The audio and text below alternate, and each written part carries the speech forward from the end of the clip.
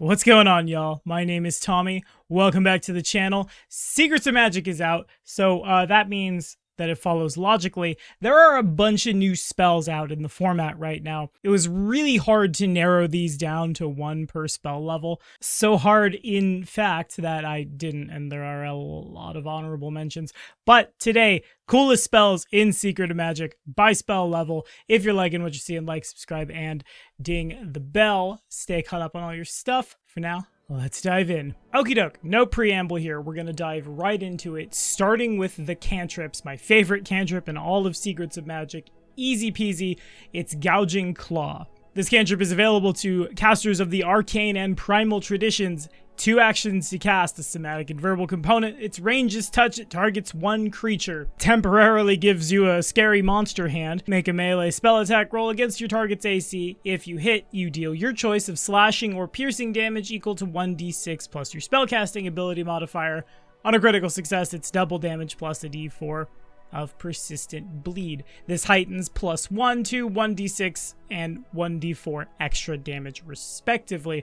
Now, when I first saw this come down, I was very, oh my god, this is so powerful, like crazy powerful, like why did they print this powerful? I don't get to be a player very often, and I forgot that this is essentially telekinetic projectiles melee brother, but that doesn't mean it's not still really powerful. This is probably the bread and butter of a lot of like magical rogues trying to get their sneak attack off, magi who aren't trying to burn spell slots. This looks really scary on like a rogue that archetypes into Magus that goes to Nova and uses their spell strike for Gouken Claw, getting all of their sneak attack dice, all of their Gouken Claw dice, a theoretical like 1d4 plus dex dagger or whatever it happens to be. Level 1, available to arcane and primal casters for 2 actions or 2 rounds worth of casting. It's Horizon Thundersphere. This lets you Kamehameha a bunch of electricity into the palm of your hand, which then you make a spell attack roll against your target's AC. On a success, a first level spell does 3d6 electricity damage.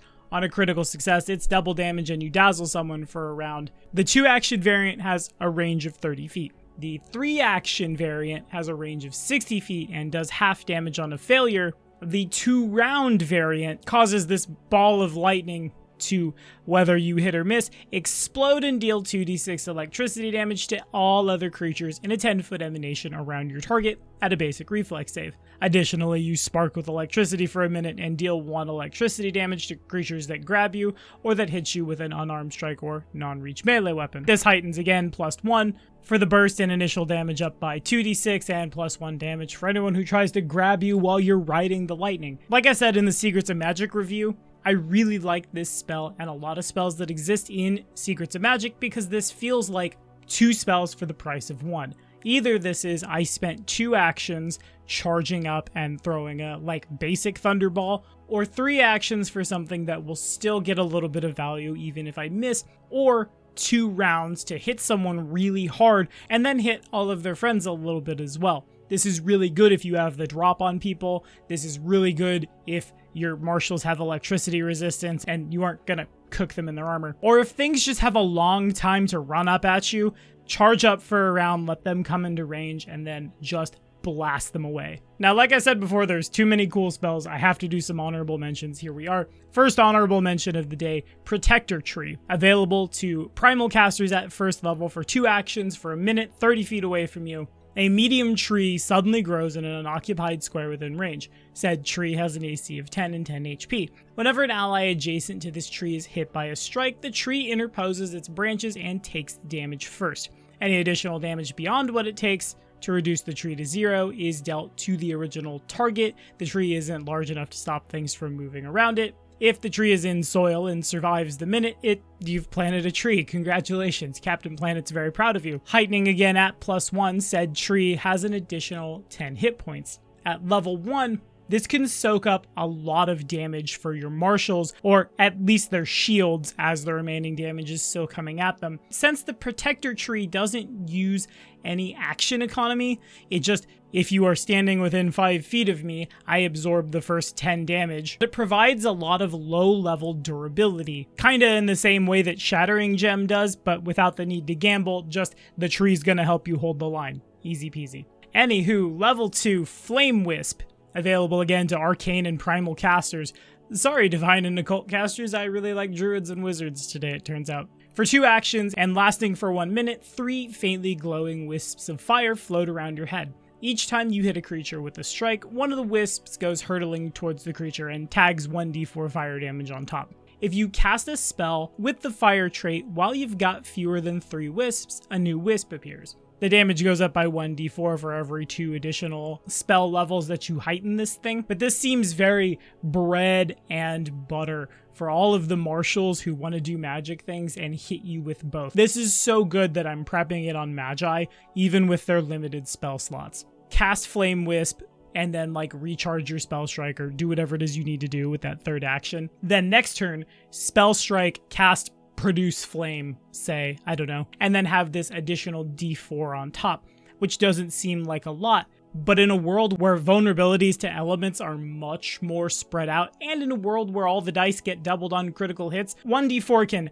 pile on really, really scarily, which is why I love this spell so damn much. Next up at level 3, available to all 4 casting traditions, Organ Sight, or what the 1E players might recognize as Sense Vitals. This time, instead of just self-buffing, you target 1 living or undead creature that has organs. It lasts for a minute. For the duration of the cast, you gain a +2 circumstance bonus on medicine checks against the target that depend on its organs, but a -2 circumstance penalty on medicine checks depending on seeing its skin because you're kicking on pseudo x-ray vision. When you cast the spell, you get a recall knowledge check using your medicine skill to spot and discern a vital organ, or lore for the monster if you have that instead. If you succeed the check, the next time you deal piercing or slashing damage to that target with a strike or spell, you deal 46 additional precision damage. I can't say that without having that, like, giddy player grab too many dice, throw them at the tower, make funny giddy player noises. On each of your subsequent turns, you can use a single action to attempt the special recall knowledge again. The extra damage isn't cumulative, so making the check more than once before a strike has no benefit. But as long as you're sticking the recall knowledge checks, maybe harder against things way above your level, but the more you optimize into this, the easier it'll be. It makes for, again, one really big, really scary Nova. You can't stack this on with as many things as you would like without, like, sometimes quickening it. But that's okay, because the way this is built now, it gives you a little more in the options department. So if that medicine check happens to not stick, you could Gouken Claw or other 2-action damaging spells and basically come out the same. Though I'm just saying a rogue that has this is a rogue that's terrifying. Rogues are basically terrifying anyway. The terror has become more exponential. That's what bloat is, kids. Exponential terror. I don't know if this is an honorable mention so much as the actual spell that I want to highlight here, and Organ Sight isn't just like the throwback. I don't know, they're both really good. Blazing Dive. For 2 actions, available to Arcane and Primal Casters, you shoot up into the air 15 feet as superheated air throws you up into the air. Then you can fly in a straight line to an empty space of your choice on the ground within 60 feet. When you land, the blistering air blasts out from you, which does 3d4 bludgeoning damage and 3d6 fire damage, everybody in a 10-foot emanation on a basic reflex save. Heightening +1 gives you 1d4 more bludgeoning and 1d6 fire. I really like this spell because flying 60 feet is about 3 strides for an average heavy armored PC. So if you're a tank and you also like magic a whole lot and you really need to be on the other side of the battlefield right now and also get some damage off that turn, it takes a little bit of positioning. You probably don't want to flatten your, like, bard with this, and you need to have 15 feet. You need 3 squares above you to go up, so some tunnels and things like the squeeze will still be there. But when the, like, champion druid, champion wizard, champion magus, champion sorcerer needs to be somewhere else right now and still wants value, this is the spell for it. At level 4, available to Arcane and Occult Casters, it's Mirror's Misfortune. 2 actions to cast, lasts for a minute. It causes you to split your real self and a mirrored version of yourself that curses would-be attackers with misfortune on their next attacks. Something MCU, something alternate universe, I don't know, run with it as you will. When you cast the spell, you seem to split in 2. As you do, you can step to any adjacent square in either your initial square or another square adjacent to your initial square. An exact illusory duplicate of yourself appears. You decide a simple course of action for the duplicate to follow, such as to walk to a specific point, wave its hands in the air. A more complex routine is beyond its abilities. A creature can distinguish between you and the duplicate only if it spends an action to seek and succeeds at the perception check against the spell's DC. If the creature takes a hostile action against the duplicate, the illusion shatters into mirror-like shards, inflicting bad luck on the attacker's next few attacks as Misfortune's toll for breaking a mirror. Your grandmother was right, kids, it's bad luck. The attacker must attempt a will save. It's a curse and misfortune effect. When the duplicate shatters, the spell ends. On a success, nothing happens. On a failure, within the next hour, the creature must roll its next 2 attack rolls twice and take the lowest. We can all understand why that's bad, right? That's critical failure. Within the next hour, the creature must roll its next 4 attack rolls twice and take the lower result.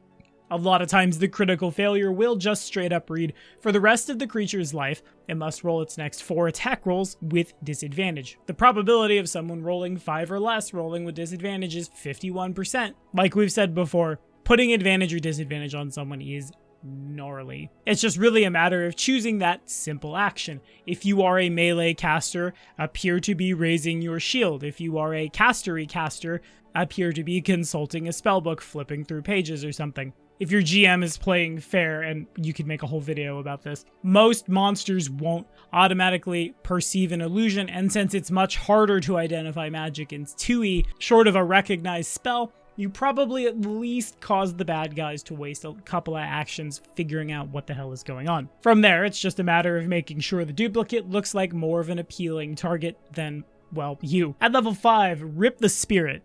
Again, taking 1 or 3 actions available finally to the divine or occult casters, and not the casters I clearly prefer. At a range of 30 feet, targeting 1 living creature with a basic fortitude save, the target literally has its spirit ripped from its body, taking 5d6 negative damage, depending on a basic fortitude save. It's drained 1 if it fails the save. For 1 action, you target a living creature. For 2 actions, you target 1 living creature and it's 10d6 instead.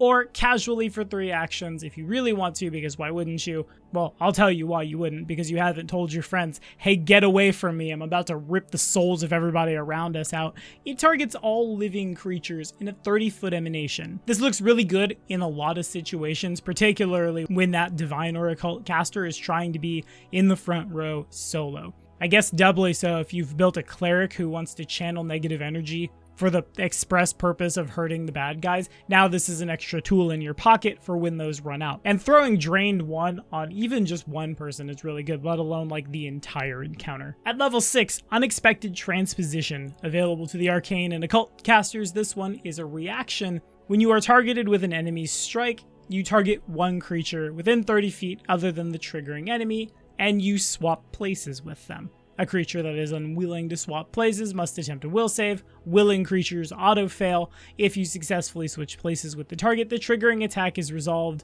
against that creature as if it had been the original target. After the swap, you and the target are both temporarily immune to this spell for a minute. You automatically switch places if the target is willing. No one teleports if the target passes its save. This is the Amalgamite. This is a thing that I used in an encounter recently that was really, really cool, and this is its reaction that makes it so darn cool, available to half the casting traditions.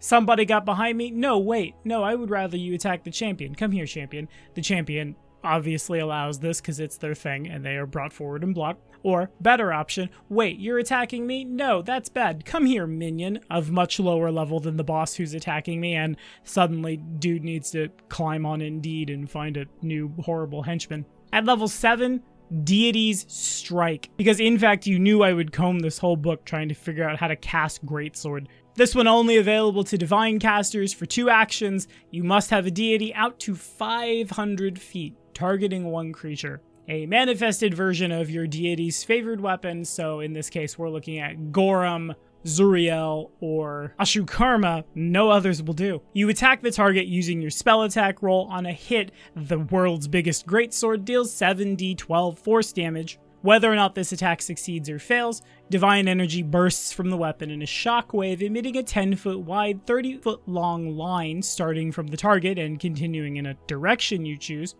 Choose any alignment your deity has. Your target and any other creatures within the area of the spell take 5d6 damage of the chosen alignment with a basic reflex save. This one only heightens to 9 and only gets an extra d12 and d6, but that's okay. Why? Biggest greatsword. What more do you want? Look at the range on that also. If you can accurately pick a target from 500 feet, you can accurately make that target just go away, and all of its friends go away as well. If you're fighting a lot of outsiders who have a weakness to a certain kind of aligned damage and you happen to worship an opposed aligned deity, this is gnarly. I really like how Secrets of Magic is including a lot of spells with variable times and variable ranges, again, because sometimes it gets a little repetitive to kick down the door. Here's 3 of the monster, fight the monster, go to the next room. He is 4 of the monster of a different kind, and then lather, rinse, repeat. Spells with bigger ranges and bigger casting times give us different ways to set up a combat, which can make the combats flow different, feel more interesting, feel unique, and if that's not replayability, I don't know what is. At level 8 again, only the Divine Casters get this gnarly one, Summon Deific Herald, our first incarnate spell. It costs 3 actions, you need a deity out to 100 feet, it lasts until the end of your next turn, literally letting you summon your deity's herald. Fun fact, kids, if you weren't here for it, in first edition, all the core deities' heralds were statted in Inner Sea Gods, so I know those stats aren't super relevant, particularly to this, but you can at least have cool art of what, like, the First Blade, or the Tarask, well, I guess you knew what that one looked like. You know what I mean. Like we said before, incarnate spells have an arrive effect, so 3 actions and then the arrive effect happens. Then at the end of your next turn, the thing you summon either steps, strides, or does another thing, and then takes its depart action. All of the non-neutral deities show up and just pass out champion reactions to everyone within 100 feet of the herald. The neutral ones either give resistance to their opposite order alignment, so lawful neutral giving you chaos resistance, chaotic neutral giving you lawful resistance, true neutral just quickening everyone. The depart action gets a little weirder. Lawful Good casts a 5th level Divine Wrath. Neutral Good casts the 3-action version of a 5th level heal that targets only you and your friends. Chaotic Good casts freedom of movement on everybody. Lawful Neutral casts Divine Wrath, choosing lawful instead of good. True Neutral casts Enervation. Jeez, Gazra. A Chaotic Divine Wrath in the form of a Chaos Hammer from the Chaotic Neutral folks. Evil for the Lawful Evil. Crushing Despair for Neutral Evil. Chaotic Evil. Why not a Weapon Storm? Why not have too many D12s? That seems very Rovagug. Yeah, why not? At level 9, because at this point, if you've made it this far, why not take something that has a bunch of weird possibilities? One with the land. Primal Casters only for 2 actions, lasting a minute. You merge with an adjacent natural feature with enough volume to fit you and your worn and held things, such as the literal ground or a large tree. Your merged form is visible within this feature and can be targeted and attacked normally, though you have cover and can use it to hide or take cover within the feature. Which is weird. I guess the ground takes on a weird green man-like face of you and people can stab it, whatever. You can cast spells within this feature as long as they don't require line of effect beyond it. So like if you're in the ground, does that mean you can shocking grasp people in contact with the ground? I'm assuming it does. You can dismiss the spell. While merged, you immediately become aware of the surrounding terrain features and you gain Tremor Sense as an imprecise sense within 200 feet, which in the TTRPG Battlefield world is many, many, many feet. You can make a Terrain Vengeance strike by commanding plants, rocks, and other natural features to attack your foes, which is a spell attack roll, targeting any creature within 60 feet of that feature, doing 5d12 bludgeoning, piercing, or slashing as appropriate damage. For 1 action with the Concentrate trait, you can increase or decrease the environmental temperature, changing it to either 1 step warmer than normal, or 1 step colder than normal, or normal temperature. Which gets really rude if you were already in a place that was really hot or really cold, and for some reason the bad guys aren't prepped against it, and now it's like really, really hot or really, really cold. It'll only last for a minute, but if nothing else, it's a tasty flavor. And as a 2-action activity that has the Concentrate trait, you can create or remove difficult terrain caused by natural terrain in a 20-foot burst within 20 feet, hampering the bad guys, unhampering the good guys. All of the alterations end when the spell ends. Significant physical damage to the ground instead expels you and deals 10d6 damage to you. So like probably don't choose a tree if you can avoid it, lest your enemies come with fire and come with axes. Spell does a lot of things, and that's why I really like it. If you've made it this far, that big last inevitable conflict that's coming up, seems more than flavorful for the druid to clamber into the ground and just manipulate all of the things. Especially if said druid has very mundane opponents. Things that have to use the ground to get to the party now have to run through too many brambles in its difficult terrain. Or if nothing else, like flying creatures are probably dodging through trees anyway. Make those trees reach up and grab the like Vrock. God, if you're fighting a Vrock by spell level 9, that'd be too easy. I'm gonna go back. Make the trees reach up and grab the Pit Fiend, whilst also staying aware of invisible things that are moving around, having an option to just straight up bop people. And if nothing else, at GM discretion, if you're already in, like I said, a very hot or very cold place and you're sure your party can deal with it, kicking things up to very, very hot or very, very cold, deal moderate cold or moderate fire damage every minute. So time this correctly, and it happens right as your spell is ending, you can tag it casual 4 to 66 extra damage on. Not as amazing as the rest of it, but it does exist. Then lastly, level 10. Yes, I see you Shadow Army, I see you Summon Kaiju, I see you Elemental Embodiment, but we're gonna be real boring this time and choose the really good staple 10th level spell, Nullify. Available to everyone as a reaction when a foe within range, that being 120 feet, casts a 9th level or lower spell, you say no. Automatically counteract the spell. Just shut that shit down. You, of course, lose 1d8 hit points per level of the triggering spell because you take like magical feedback in return, but by the time you're this high level, even 98 damage, especially to 3/4 of the casting traditions who could just casually soothe, heal, or they're a Deific and harm themselves back to full. To say nothing of your friends also doing that for you, because that's how this system works. Everyone's brought healers and healing. Seems like a very reasonable trade in return for just stopping someone's 9th level fireball or whatever other shenanigans they were going to get up to. I can definitely see all of the endgame casters having Nullify ready. You can't nullify a Nullify, thankfully, or you would just loop forever. But that's like the first round of combat at endgame play is like, I'm gonna bait your Nullify with this. Very blue mage of you. But that's all the time I have for this. What do y'all think? What are we casting? What are we liking? What are we disliking? Let me know down in the comments. We'll be back at it more. I've got so much stuff between Lost Omens, the Mwangi Expanse, and Secrets of Magic to dig through. It's going to be a real busy couple of weeks, but I'm looking forward to it. And of course, we'll see you next time.